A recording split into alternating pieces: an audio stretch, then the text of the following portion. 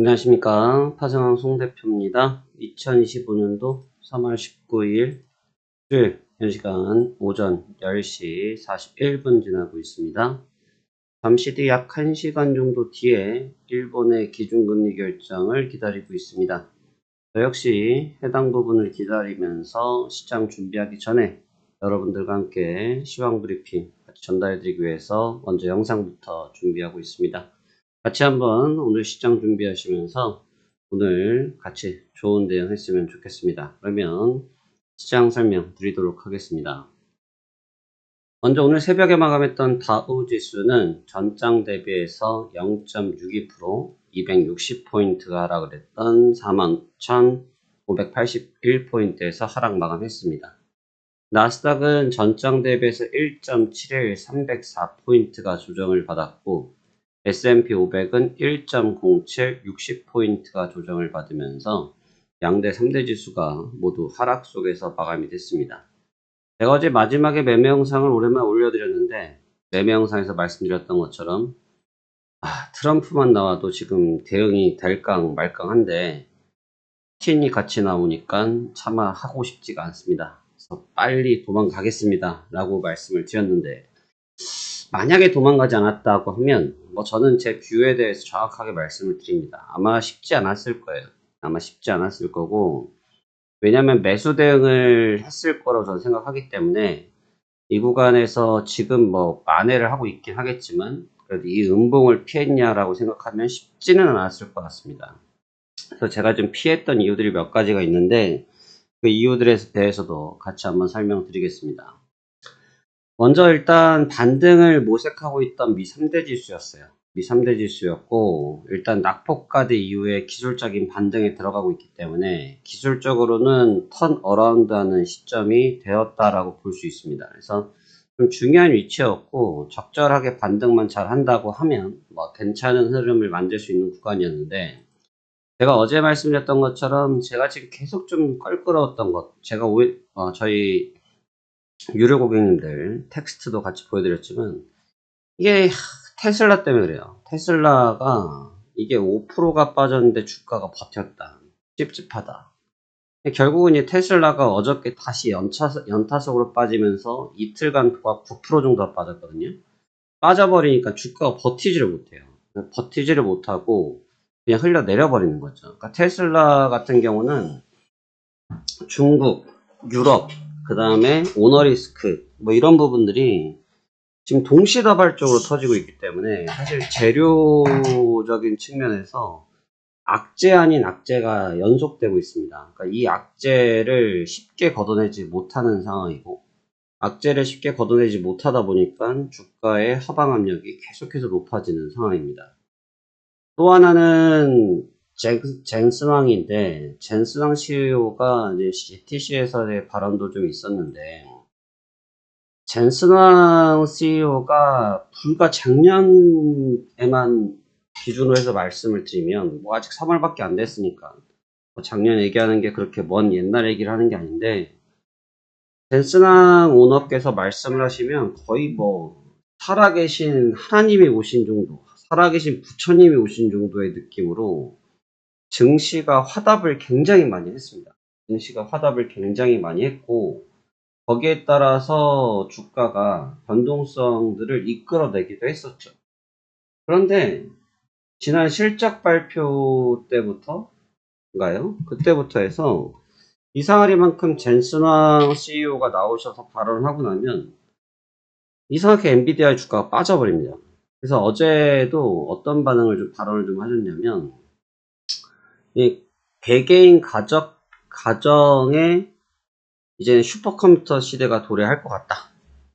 슈퍼컴퓨터 시대가 도래를 할 것 같아서 우리 쪽에서 그러한 부분들에 기회가 또 있을 것 같다. 이러한 측면으로 발언을 좀 하셨고 그 다음에 또 하나는 데이터 센터. 이제 우리가 이제 슈퍼 AI를 계속 운영하려고 하면 과도한 전력을 쓰게 된다. 그래서 데이터 센터나 전력망에 대한 얘기를 했고 그 다음에 로봇에 대한 얘기를 하셨는데 이런 얘기를 하니까 주가가 아니 웬걸 그래 우리는 이 기회를 이용해서 차익을 하겠다 해서 역시나 반등한 이후에 차익 실현 항상 이 고가에서 음봉이 떨어진 위치를 보면 실적이 있었거나 아니면 코멘트가 있었거나 딱 이랬을 때 빠지지 그냥 가만히 있을 땐 빠지지도 않습니다. 가만히 있을 땐 빠지지도 않아요.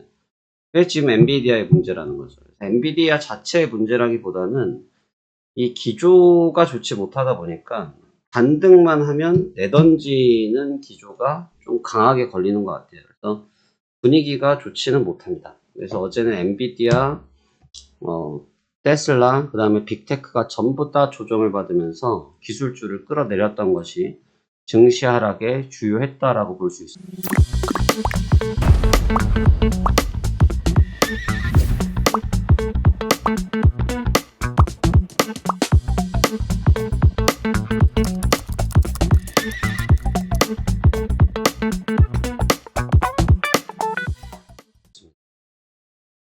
근데 지금 이제 오늘 오후부터 내일 새벽까지 굉장히 이제 중요한 시점인데, 사실 금리 결정이 제일 중요하죠. 그래서 일본의 기준금리와 미국의 기준금리 결정이 있는데, 기준금리 결정은 안 봐도 답은 다 정해져 있습니다. 그래서 이미 시장 예측대로 다 기준금리 결정은 날 건데, 문제는 거기에서 나오는 발언에 대해서 좀 신경을 많이 쓰는 것 같고, 그 부분에 따라서 시장은 방향성을 좀 결정하려고 하는 눈치가 좀 있다. 이렇게 우리가 정리해서 볼 수가 있겠습니다. 현재 시점에서 봤을 때,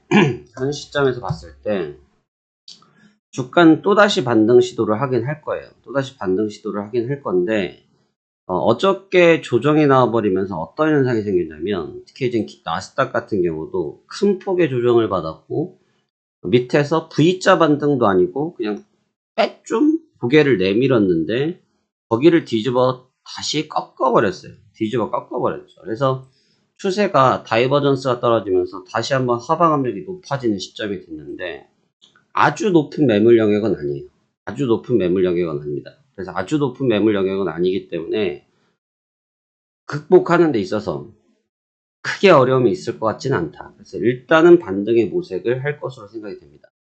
또 하나는 지금 미정부 쪽에서 나오기만 하면 트럼프 아니면 미정부 쪽 관계자가 발언만 했다 하면 시장이 뒤집어지는데 어제 같은 경우도 뭔 일이 있었냐면 백악관에서 재무장관께서 말씀하시길 경기 침체가 절대 오지 않는다고 보장하기는 어렵다 라는 얘기를 했어요. 사실 이 발언이 관료의 입장에서는 아주 지극히 스테이블한 그냥 평범한 발언이죠. 그런데 지금 시장은 뭘 원하냐면 확실한 어구어미가 있는 명확한 내용을 원하는데 관료가 대놓고 우리 침체 오지 않아 라고 말하기도 사실 쉽지 않거든요. 그러니까 파월 연준 의장의 발언이 항상 조심스럽고 그 발언에 있어가지고 사람들이 신경을 많이 쓰는 이유 중에 하나가 뭐냐면 파월 연준 의장은 어지간해서는 명확하게 딱 부러지는 멘트를 잘 안 던집니다. 파월 연준 의장의 스타일이 그렇죠. 딱 부러지는 멘트를 잘 안 던지고 살짝의 텀을 주는 발언을 많이 하는데 어제도 백악관에서 그런 말을 하다 보니까 시장은 또 긴장을 하는 거죠. 또 긴장을 해요. 그 부분에서 또 매물을 받아내는 또 요인이 돼버렸고 또 하나는 트럼프와 푸틴의 통화가 예정돼서 통화가 이루어졌는데 제가 어제 말씀을 드렸죠. 이게 알 수가 없다. 그러니까 내용에 대해서 알 수가 없는 게 아니라 두 사람의 성향이 그래요. 아니 트럼프가 아무리 강하게 나간다고 해서 우크라이나 때처럼 똑같이 그렇게 발언을 하겠냐 이거죠. 못합니다. 그렇게 안 하죠. 그러니까 1시간 넘게 통화를 하긴 했다고 하는데 핵심 포인트는 에너지와 인프라에 대해서 공격을 30일 동안 제한하겠다. 종료하는 것에 대해서는 우리 아직 확실하게 말을 할 수 없다라는 게 푸틴의 발언이었어요. 결론이 없었죠. 결론이 없으니까 증시가 모색할 수 있는 부분이 없었다고 볼 수 있습니다. 그래서 지금은 중요한 골자라고 생각하는 게 뭐냐면 어차피 눈에 띄게 명확하게 답안지를 줄 거는 없다고 생각이 들어요. 눈에 띄게 명확하게 답지를 줄 게 없다 생각이 되기 때문에 그렇다고 하면 지금 필요로 한 것은 결국은 이벤트의 소멸입니다. 이벤트의 완성이 아니고요. 이벤트의 소멸입니다. 이벤트의 소멸.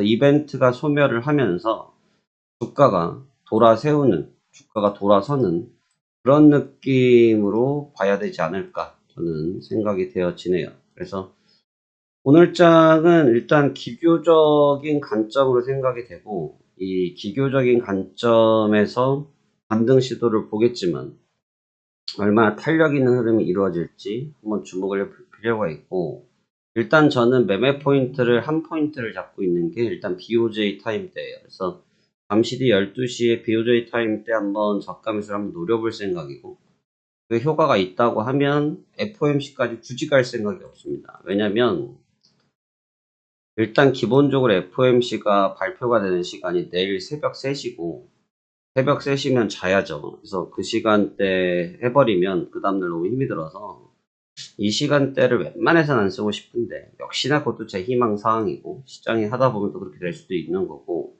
그래서 일단 일본 쪽 기준금리 변동성을 활용해 보면서 회복 탄력 이용할 건데, 다시 백악관에서 4일 만에 떠들기 시작했습니다. 떠들기 시작했기 때문에 이 백악관의 발언이 시장을 또 흔들어낼 수가 있고, 또 백악관이 사실 지금 말을 하면 시장이 달달하게 듣지를 않아요. 백악관에서 말을 하면 시장에서 그러한 내용들을 좀 달달하게 보고 달달하게 느껴야 되는데, 시장에서는 지금 백악관이 나왔다 하면 그냥 긴장, 얼어버린다는 거죠. 그래서 그 부분 때문에 오히려 미국이 행정부가 움직이는 시간대는 조금 어려움이 있지 않을까, 이런 조심스러운 생각도 가지고 있습니다. 그래서 오늘 이러한 부분을 가지고 매매에 접근해 볼 생각이고요. 무리할 생각은 없고 쉽고 빠르게 오늘도 처리하면서 향후 흐름을 준비하는 전략을 사용해 보도록 하겠습니다. 좋습니다. 여러분들도 오늘 성공 투자하시길 바라겠고, 시장이 다시 확장되기 시작합니다. 이 기회를 잘 잡으면 좋은 기회가 반드시 도래합니다. 여러분들도 좋은 수익 가득하셨으면 좋겠습니다. 체험이 필요하신 분들은 하단 링크 또는 좌측 문자 고객센터로 문의 주시면 관련돼서 체험 도움드리고 있으니 이 점 같이 활용하시면 좋겠습니다. 오늘도 성공 투자하시길 바라겠습니다. 감사합니다. 서진환 송대표였습니다.